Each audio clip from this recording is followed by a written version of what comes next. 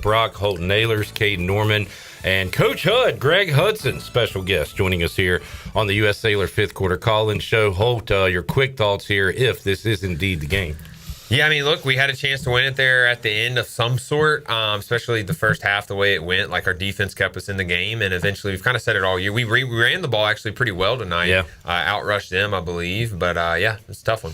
Caiden, Pirates fight but lose. Yeah, the defense was playing bend, don't break all day. The offense, they came alive in the second, but you got to have them in the first half. If you have that first half, you maybe have a different outcome here. Hud, your defense looked good. You need to talk to the guys on the offensive side. That would help. Overcoming the early 3 and outs and stuff like that is always a downer, and that gets your mojo a little bit. But they've been resilient all year. I think I text you. What are they in the second half this year? I thought about it against State, against Coastal. Yeah, how have they played? And then you got to look at why that's happening. But the defense, to make them kick field goals, and you give up one touchdown. Yeah, you give up one touchdown on the road against a team that's at the top of the conference. So, like the way they played hard. They really played hard and physical. Just got to be able to. Even though the stats may show the numbers on the run, you got to be able to run the ball a little bit better. Explosiveness just not there. B. Pays in Raleigh. What's up? First call, I get a T-shirt or something? Sure, we can do that for you. Hate to lose this game. Listen, I think our young offensive coordinator helped lose us this game tonight on a couple situations, especially that last. I don't know what he seems to struggle in crucial times with substitutions that lead to false starts, that lead to us not being able to score in crucial times. And and Holton, I know the rule about with a substitution. If you substitute, they substitute. But if you're in a situation like that, and Holton or Caiden, anybody can, Coach Hug can answer this, why would you substitute right there, giving them the opportunity to substitute? Yeah, I don't know fully the answer. It's weird because, what was the game? It was a State game, I believe, when we go fast the whole time, and then when we get down there, it's like we let the defense just okay, we can take a breather now. We're in the red zone. And we've had red zone struggles this year.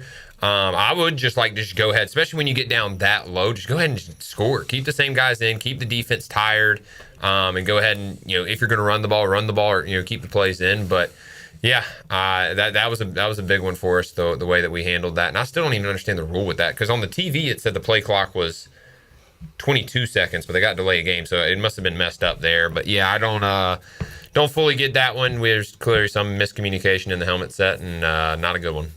I think the defense may have made that snap happen. Yeah, they clapped. Yeah, but they blew the whistle before that, so that's where I was just for a delay of game. Luckily, but I just don't get. I think why they made the wrong call. Yeah. during the game. And it could have been, but it happened in the first half too.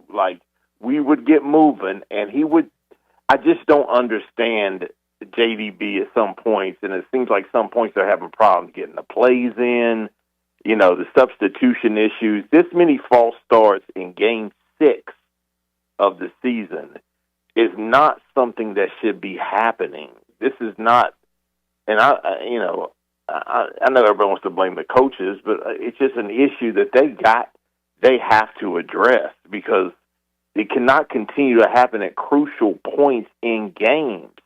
This team could literally be 5-1 right now if it wasn't for miscues on offense, starting slow, not understanding what's happening in the first half of ball games from JDB, trying to figure out the defenses.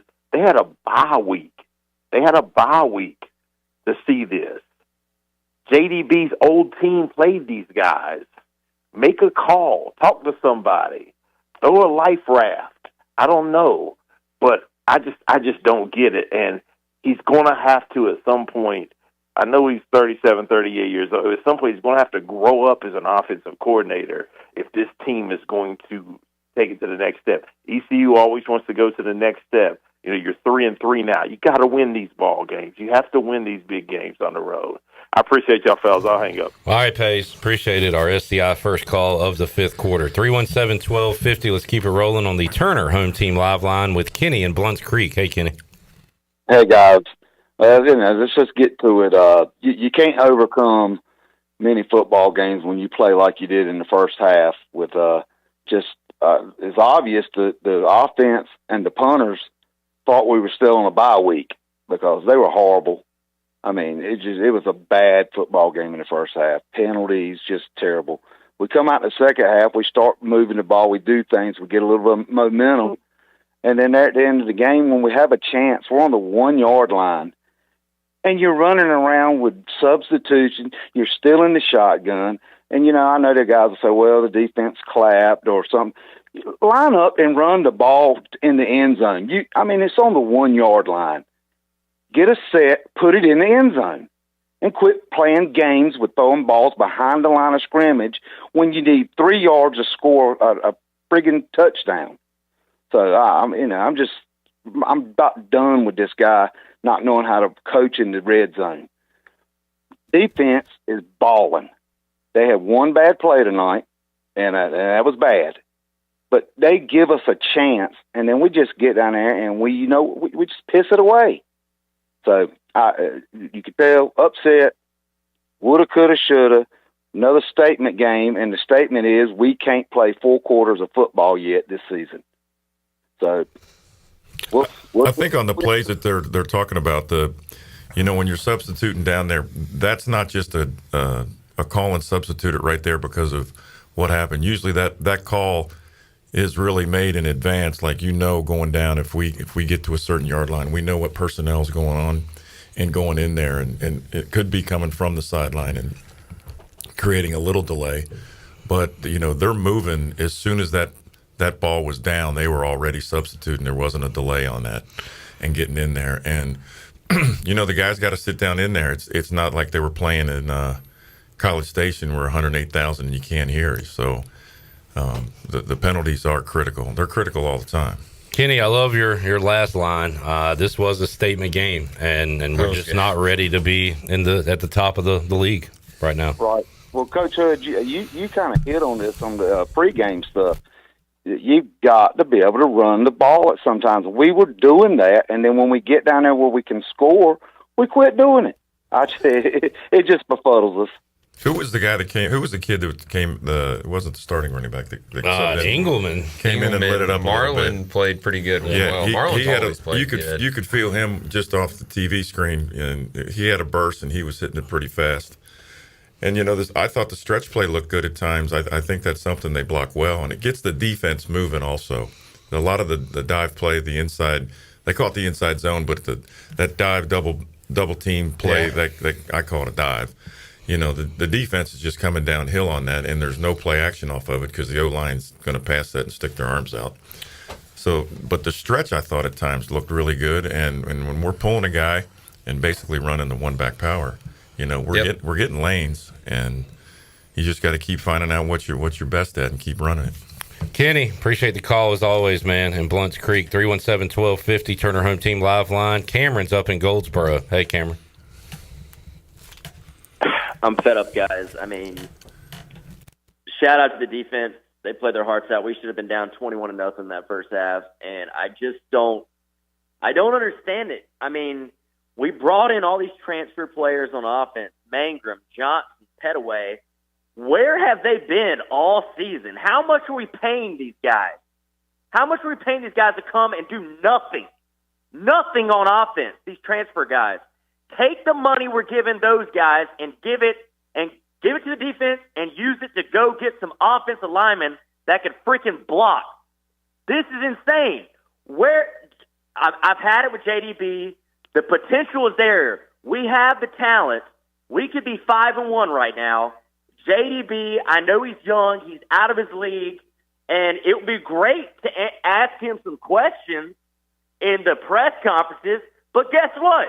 None of the coordinators are allowed to take questions in the press conferences, so you can't freaking ask them anything.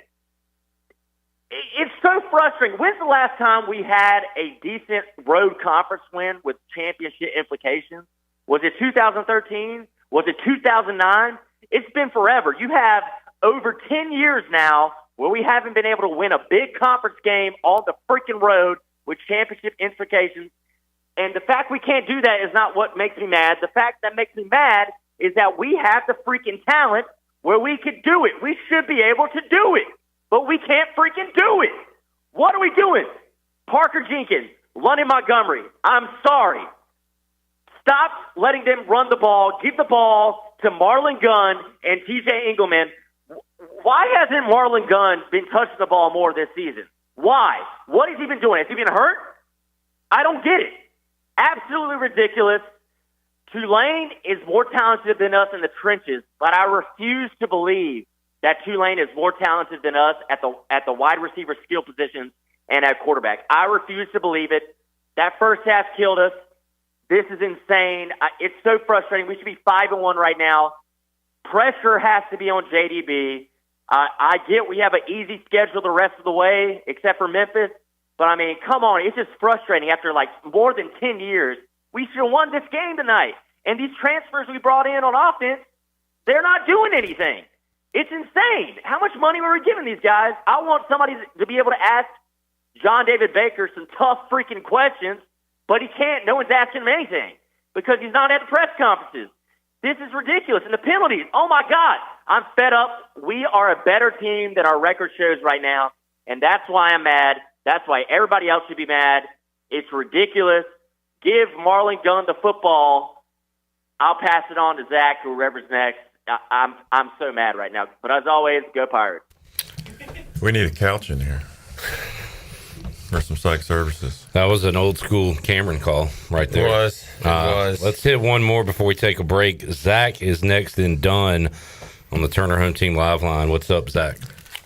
Dude, get that kid a Klonopin or something. My God. Caiden doesn't know ball clip. That's great. Caiden knows ball. Hud is a defensive coach. I look at the face mask as like a freak deal. Is there like lack of technique though? Is he not supposed to throw his arm out like that? Or I think he was surprised, and it was a reaction because the quarterback, they ran the power right there, the quarterback power posse, and he should have just hit it right down through the C gap, and he bounced outside. He was doing us a favor, because we had leverage on the ball, and you wanted to go inside where you got a big pile of bodies, and I think he just reached out and tried to get him, put him on the ground, and that's football. Yeah. That's going to happen. would have set up like a 3rd and 8 too. I think it's going to be even more than longer. That. Yeah. And the big thing everyone keeps calling out is the penalties. What sucks is we won the penalty battle tonight. Oh, Tulane killed themselves by 36 yards. But Yeah. what sucks is our penalties were at crucial moments. Yeah. Just absolutely. Theirs were too at the beginning Yeah. of the game. I mean, they lost 4 touchdowns at the beginning of the game in the red zone. Like, they'd get down their 5-10 yard line. It was just like clockwork. They would have penalty backed up, then we hold them to a field goal. So, like, they gave us a chance. Like, our defense is balling right now, and Josh Aldridge deserves a lot of credit, and so does Blake Harrell. But look, when a good team gives you a chance, you just got to strike, and just tonight we didn't really until the second half, and it just kind of didn't roll our way. New Pirate Radio hoodies that y'all dropped, those are awesome. It's like a Snuggie. Had me sleeping the first half. It was brutal watching that whole first half. I was sitting here in Raleigh at Hyde Park Grill, and golly, man, that whole first half was awful. It was horrible to watch. But the whole pregame show that you get put on clip, that whole speech got me fired up, and was looking forward to the game, watched the first half, and I was like, man, I just want to go to sleep. But after watching that, it was just horrible officiating, and it made me think, Tim Pernetti at the AAC, or the AC now, what are we doing? I mean, are we trying to basically tank ECU with awful officiating to basically say, hey, a bad ECU is a good conference? Because every time ECU leaves the conference, that's basically the end of that conference. Whenever we leave a conference, I mean, Conference USA, dead. Whatever conference before then is dead now. Is with multiple missed calls, especially on PI, is that something that we're seeing that's, leading to the AAC trying to preserve their conference, trying to get into a P5 spot to replace the Pac-12, or is that something that we're just trying to, I have no idea. It's horrible officiating, and it was very disappointing to see. But I'm just gonna hang up and let y'all kind of keep going. All right, thanks, Trey. Appreciate it, man. Holton, you did say you recognize those officials. They've been there literally since my freshman year, yeah. And it's like the same crew. They were always nice guys to me. I don't remember if they were good or bad, but I just recognized them. Know them for a while, haven't seen them in a little bit. So, yeah, they've been the American for a while now. All right, we go next to Kyle in LaGrange. What's up, Kyle? What's going on, fellas? First, I want to say a big shout-out to Coach Hud, that the infamous point from the Hawaii ball from Chris Johnson. I got to use that. So, yeah, look, guys, the play down at the one, so as confusing as that was, so the call, they said delay a game. It wasn't a delay a game. It was a false start. Hauser was trying to say disconcerting signals would have been to delay a game on the defense, and I think that's what made the referee misspeak and say delay a game. It was a false start. We snapped the ball. People are going to put that on JDB, and he deserves some criticism for it. Because why sub there? I guess maybe he wanted to get some bigger people in. I don't know, but why is center snapping the ball on 3rd and 1 with 22 seconds? On the play clock. I mean, there's no need to rush it there. So they tried to snap it when Tulane still have players on the field, so false start penalty. So I don't know if that really goes on JDB. I put that on the center on Hauser. But at the same time, if you don't try to sub there, you don't put yourself in that situation. I'm trying to look at this thing big picture. I'm very disappointed we lost because shoulda, coulda, woulda won the game. Tulane is a very good football team. One of the better defenses in the league. The only team they've lost to so far this year is Ole Miss. They, beat the crap out of Duke. They beat the crap out of Northwestern, both in New Orleans. They've been the standard bearer of the league. Either winning conference championships or playing for them for a while now. Still, we should have won the game. That mean everybody wouldn't be as upset if it was a field goal? Well, it'd be a little. Wouldn't be $30 down. I will say the worst conspiracy theory this year was Fernando Mendez running 40 yards backwards against Iowa 2 weeks bad. ago. Oh, yeah. I took that bad beat on that one. That was rough. Been with ECU since 2016. Been watching this show every week. First time calling in, so love the show. Appreciate you, man. So I just wanted to say, I know I'm going to probably go against the grain a little bit because I know we've kind of been touting how well the defense has played all year, and I think they have. What I want to talk about was, is anyone concerned about just how much bend don't break we played today? I mean, if you look at first drive, we obviously had a JD punt, gave him short field. But the next drive, we gave up pass completions of 12, 18, 17, 15. Next drive out, we give up 12, 15, 19, 18. The fourth drive, we give up another 13 and 17. It just felt like everything intermediate was wide open, everything that I saw. We played a perfect third quarter, right? Give them the flowers there. And then, once we get to the fourth quarter, immediate one-play touchdown, 63 yards. I mean, we had a guy, it almost looked like, single high, maybe he just kind of got lost in the middle of the field on an island. And then even late, we come down and we've got a big third down. We've got what appeared to me to be a fairly light box, maybe like 5 in the box. We give up the easiest flood concept to the bottom of the field. Our DB's playing way off, easy completion. And then when the game's basically out of hand, what do we see there? The next play, we're double mug trying to save the game. Well, the game was already pretty much over at that point. So I thought we played phenomenal down in the red zone. I think that's obvious. But at the same time, they were not having to work hard at all to get down there. Every single drive outside of that third quarter. So that's all I got to say. Yeah, I mean, good points, Matt. That we talked about it, guys. There was a lot of open receivers tonight, all night long. There was 8 passes of 15 or more. Just looking at the stats, I think Tulane did a good job. I mentioned when I was talking to Holton, you guys, a little bit ago, that they must have seen something with what they were going to get on a certain down and distance and by formation to where they could squeeze the front. And he was dropping. He's 9 yards deep throwing that ball. Yeah. That was an NFL deep drop back. Even though it was from the gun, he was still taking a 5-step drop back there and setting up deep and letting those sail routes and stuff come across. And that was just finding the hole in the zone, and nobody's going to get to him that deep. And if a guy can make that throw, that's tough as hell. The only thing you can do is try to beat the receivers up a little bit more on the routes and just bang them. Just bang the hell out of them. Well, we did a 4-hour pregame show and talked about how much this quarterback runs and can't really throw that well. He was Threw for listening. 350. Yeah. So maybe did Tulane come into this game saying, all right, they know we can run. We're going to come out throwing the football. Yeah, outside of BYU, I think it's the best offense we probably faced all year. Yeah. Definitely the best quarterback.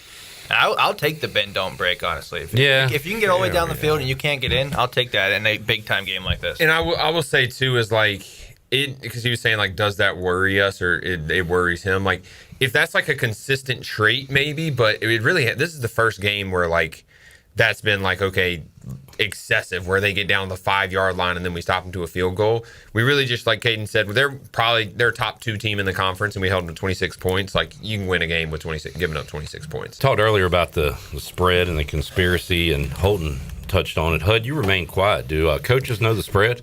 Yeah. Other than Absolutely. Lane Kiffin? First thing I looked at, I was like, oh, man, why is it 9.5? Or something like that. Absolutely, guys, look at that. They want to know what everybody's thinking. They know the number. Do I think he made the calls down there? I don't. I do think he said, I don't want the defense going back out there and playing to hold him to a field goal. Yeah, but they could have ran all the clock out, though, and kicked a field goal. They saw something. Yeah. All right. They saw the spread. That's what he saw. Saw 6.5. Normally, I have a lot of offensive questions for Holton and Caiden, but since you have Coach Hud in there, I would really want to know a question for the defensive side of the ball. Now, I was focusing a lot on the pass rush, trying to get the red flags tonight, and obviously we weren't doing that a lot. And the way that the defensive backfield looked like, obviously he was throwing the ball with ease outside of the third quarter.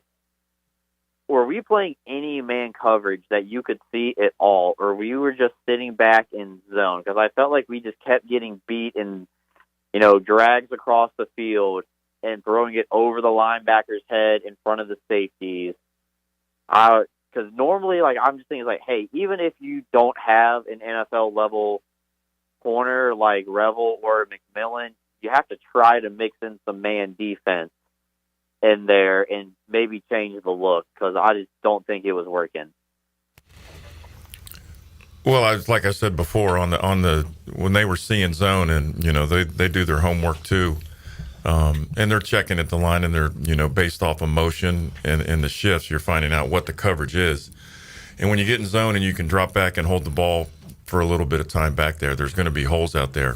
When you're playing in zone and you're getting those flood routes and crossers and sail routes over, you can cut, cutting those. You saw guys there, maybe they were a step too late of cutting those crossers and getting underneath them. That was the only thing that I really saw. But I noticed the depth of the quarterback right away, and that's an issue because he is way back there, and if a guy's got an arm to throw it, you got to cover for a long time. And the kid made the throws. I'll give him credit. He made those throws, and some of those, they're high and outside on, and their ball's out of bounds.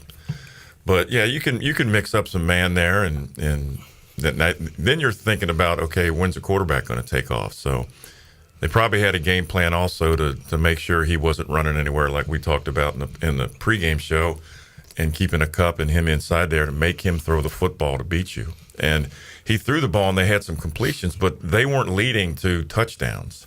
So, total passing yards is not a top stat for winning football games. Pass efficiency defense is what you need to look at, and I don't know what that stat is on pass efficiency defense, but they did have some big plays over, and I'm counting them over 15. Maybe you should do 18, but I could see the holes you were talking about. But you make that guy make those throws, under those pressure situations, and he made them. But they were leading to field goals, and you want to get a turnover. One of those drives you want to turn into one of those 3 points you want to take off. You took the touchdown off, get that thing to 0, get that turnover before they get past the 25-yard line and start making those stops at the 25 and making longer kicks and stuff like that.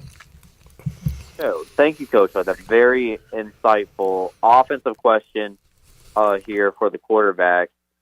What do you guys think was the big adjustment for the second half that allowed us to run the ball a lot more effectively than what we saw, particularly in the first quarter, but I guess in the first half in general?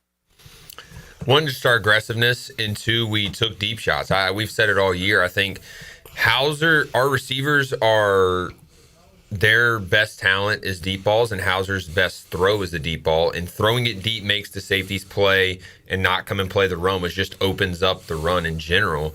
That would be my thing, Caiden. You probably pretty similar. Yeah, I don't think we took enough deep shots still tonight. Yeah, I know, I agree, but he's saying the difference between the first half and the second half is I think we came out literally trying to throw the ball deep, especially early on, and that makes the safeties not just come down and just play the run the whole time. If we're throwing, and Hud knows this, if you're throwing 5 and 6 yard routes, 10-yard routes, and you're not pushing these safeties and making these safeties back off, like they're just going to inch closer and closer and closer until you do throw it deep, then they're going to play back. Like that's just natural human tendencies. So yeah, I think that's what it was. One thing I hate about the run game is I hate like trying to get 4 guys 10 carries apiece. Yeah, I thought that was going to end. We've been doing that all year, and it's just like some guys look really great, and some guys just don't look like they should be out there at times. JDB said last week on the Brian Bailey show he'd like to go from 3 to 2. Instead, he went from 3 to 4. Yeah, he actually went up another back. Hot potato. We hit him by surprise too. How many third and kind of longish, medium to longish runs do we have for first downs? We hit him at least 2 or 3 times late in the game with those. I'm still not the biggest fan of that. I know that's like the scheme, that's like the coaching tree, like play calling, where that's coming from. I'm not the biggest fan of that. I hear you, quarterback. You want the ball in your hands. I don't know. I think it's part also, I don't know if they're doing it so much on purpose, but I've seen it with going around the country and a lot of teams. There's a lot of guys getting reps and getting plays, and sometimes there's only one ball. And is that to keep everybody happy? That was my conspiracy theory. I kind of am half. Are they happy with 14 yards rushing and 2 carries? Right. Yeah. If you try to keep everybody happy, nobody's happy. Then all of them are going to leave. Then you're going to have to go make other people happy. Yeah. Kenny Curlings talks about it at tailgate all the time. All those coordinators' calls the first half were way too conservative. I don't mind offensive tackle, as long as it gets a first down. In the old Art Baker years, I'm old school. But, I mean, the second half were the play calls we needed to have in the first half. Agree or disagree? More aggression in the first half. I feel like you guys have been calling for that since the first show. Yeah. I'm going to say if we're going to run, pass, bring Donnie back. Well, may or may not have put a for sale sign in his yard without his permission. So I'm not doing it. No, you guys have been harping on that. Yeah. The most disappointing thing, I think, when you look at the overall picture is Tulane had a bye week too, so both teams prepared, pretty evenly. But we had a week and a half to prepare to go out there, and that's what we produced in the first half. That was a little disappointing. Someone mentioned the Mike Wright thing. That was clearly like in the script. The first 2 plays were clearly scripted, but like, if he's good enough to be in the game the first 2 plays and to be involved in the first 2 plays, and we should probably get him somewhat involved throughout the game too. That's been weird to me all year. Like I still don't understand that. I think he has too many toys. I agree. Every week we say he doesn't know what he has and what he wants to do with all of it. I 100% agree. I'm just saying, like, if Mike Wright is going to be in, then let's let him be in. And I've said that the whole time. Like, don't. Like, 2 plays is just like, okay, when he's in, it's going to be a gadget play. Like, that's pretty obvious. Like, just let him stay in at some point. Also, outside of special teams, like, let's run a gadget play outside of special teams. Shout out to Ryan Smith. Shout out Ryan Smith again. 3 big special teams play all year in 3 big games. That kickoff, that deal, that was awesome. It was a lot like the season opener against NC State, and found a way to have a chance at the end. Defense couldn't get a stop. This time, it was the offense against NC State with the ball, but still a weird decision there by Summerall to get the touchdown rather than run the clock out, kick the field goal.